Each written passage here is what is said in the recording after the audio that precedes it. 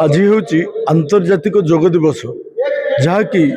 2014 मसीह सारा विश्व में चली आसी योग दिवस विश्वर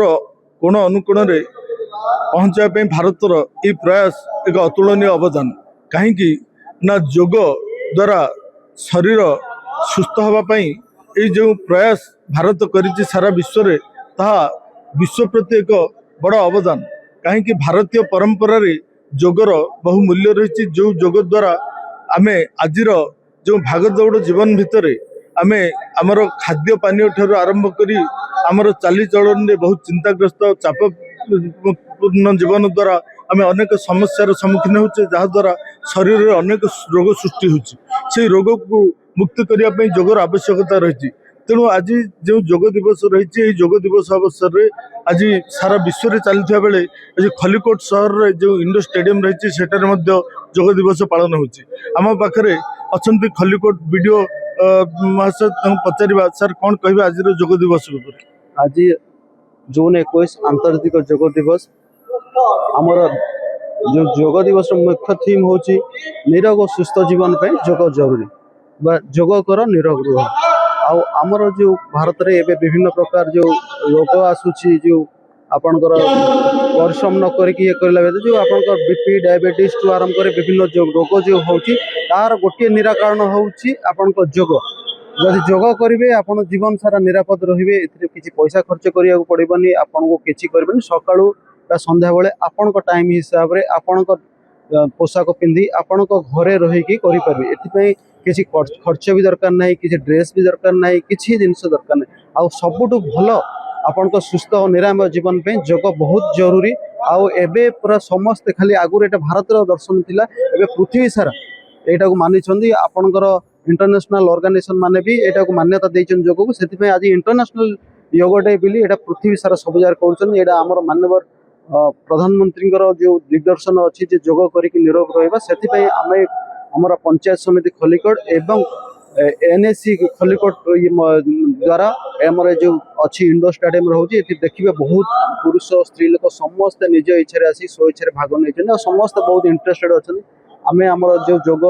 प्रशिक्षक अच्छे से बहुत धन्यवाद दौरान से सकाल 6टार आसिकी केमती भल योग हम केमती ये लोक मैंने टे नुआ नुआ जिनस के शिखेबे जो जो जिन आम शिखिनु से शिखेला द्वारा कौन लोक मैंने इंटरेस्ट हो लोक निजे स्व इच्छा घरे जो जो सहज योग अच्छी से शिखौन आठू आम शिखिकी जावा आम सबुदिन योग करवा निरोग रही बहुत सर कहते आज तारीख में जो आम आधुनिक जीवन शैली बंचुचे जो अनियमित खाद्य पानीय रही ये फल अनेक चाप सृष्टि हो चापमुक्त जीवन पर जोगर आवश्यकता रही शरीर को सुस्थ निरोग रखापी जोगर आवश्यकता रही तेणु ये योग द्वारा आज जो प्रकार शरीर को सुस्थ रखा समस्ते चाहते भितर खलिकोट एनएससी आज एक्जिक्यूटिव अफिसर योग भाग नहीं जो सहस्राधिक महिला पुरुष योग कार्यक्रम रही सार प्रतिक्रिया कौन कह सर आज जो आयोजन कराई योग दिवस इंडोर स्टेडियम कौन कह देखो आजिकल जो व्यस्तव्यस्त जीवन भितर लोक मैंने निज शरीर पर ध्यान देकी बाकी सब जिन ध्यान दौरान केमी चलवा केमी खाଇବା केमी पैसा कमेबा बट एटा मु कहबाक चाहिए एटा सब प्राथमिकता समस्त को या ध्यान देवा कथा निज शरीर ही सुस्थ रहा हूँ सब बड़ माने वेल्थ आउ केमती ध्यान रखु जो प्रधानमंत्री एटा माने आयोजित अंतर्जातीय लेवल रे आमर माने इंडिया जो आमर जो माने इतिहास काल जोगड़ा आसी अच्छे से आंतर्जातिक जो माने चली काल काल पर्यटन चालू लोक मैंने स्वस्थ रहते समस्त मनोकामना करें समस्त जीवन में सुस्थ रहा समस्त जीवन गोटे लक्ष्य कहीं जीवन में आम केते पैसा रोजगार करते सारा जीवन दौड़ा दौड़ी भितर काम भितर समय अतिबाहित करुचे किंतु यही भितर आम निहाती भाव सकाल सन्ध्या आम समय निहाती काढ़ा दरकार जे आम केमती किसी समय पर योग करवा जहाद्वारा आम शरीर को रोगमुक्त करवा एक सुंदर जीवन शैली बंचवा तार भितर आम भितर अनेक महिला पुरुष अच्छा आम प्रतिक्रिया नवा आमर ए वीडियो मैडम अच्छा मैडम कौन कहे जो योग दिवस आज आयोजन होगी योग दिवस समस्त आज योग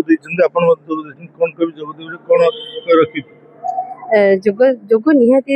ସ୍ୱାସ୍ଥ୍ୟ ପକ୍ଷେ ଆବଶ୍ୟକ, କାରଣ ଆମେ ଆମର କର୍ମମୟ ଜୀବନରେ ସମୟ କାଢ଼ି ପାରୁନୁ। ଯୋଗ ଦିବସ ଆମକୁ ପୁଣି ଥରେ ଚେତାଇ ଦେଉଛି ଯେ ନିହାତି ରୂପେ ମଣିଷ ନିରୋଗ ସୁସ୍ଥ ରହିବା ପାଇଁ ଯୋଗ ନିହାତି ଆବଶ୍ୟକ। ତେଣୁ ଯୋଗ ସମସ୍ତେ କରନ୍ତୁ, ମୁଁ ସେଟା ସମସ୍ତଙ୍କୁ କହିବି।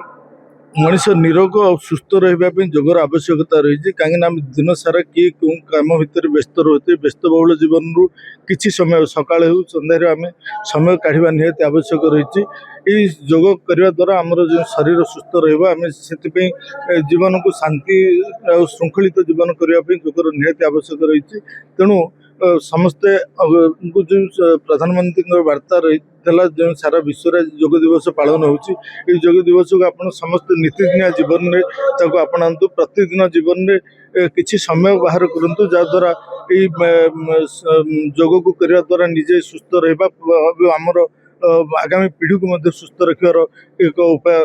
ସୃଷ୍ଟି କରିପାରିବା। ସେ ଆଗାମୀ ପିଢ଼ି ମଧ୍ୟ ଆମକୁ ଦେଖି ସେମାନେ ମଧ୍ୟ ତାଙ୍କ ଜୀବନକୁ ସୁସ୍ଥ ରଖିପାରିବେ। ଗଞ୍ଜାମ ଖଲିକୋଟରୁ